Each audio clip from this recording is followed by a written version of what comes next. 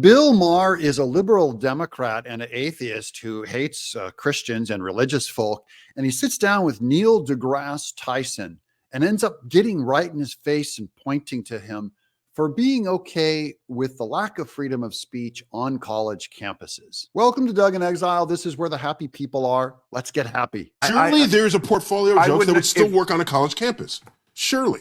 I would hope not. From what maybe some college campuses, the ones you read about are insane. You've given up on an entire generation, and you don't know how to make them I have given laugh. up on any place that doesn't even remotely attempt to believe in free speech. I had to bleep some of his bad words, but you get the main difference here. Neil deGrasse Tyson, why doesn't he see the lack of free speech on campuses? Because he's a liberal. It doesn't bother him. Because they're okay when the censorship goes the other way.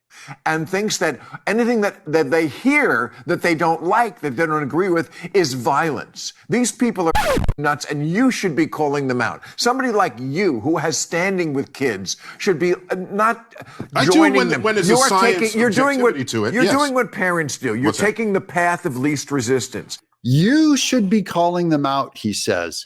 He's pointing to them. This is to blame for an entire generation of people who will not tell kids, look, you're going to have to put on a helmet and put your feelings aside and listen to some things that you don't agree with.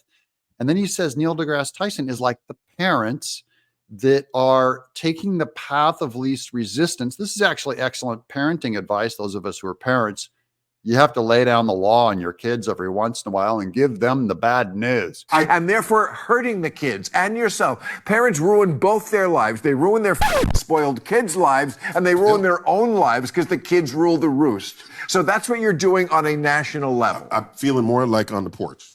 Get off my lawn. Really? I feel like we're in the barbershop. And these are conversations that we're having all over America, in the front porch or in the barbershop, and we're arguing about it. But he's right that if you let these kids go and you're not doing them any favors by letting them go, you harm yourself and you harm them. And now we're seeing that they harmed the country. Don't forget to subscribe if you like this kind of stuff, guys. We're in exile, and we're going to be here all the way until Trump wins the White House in 2024. I'm Doug in Exile.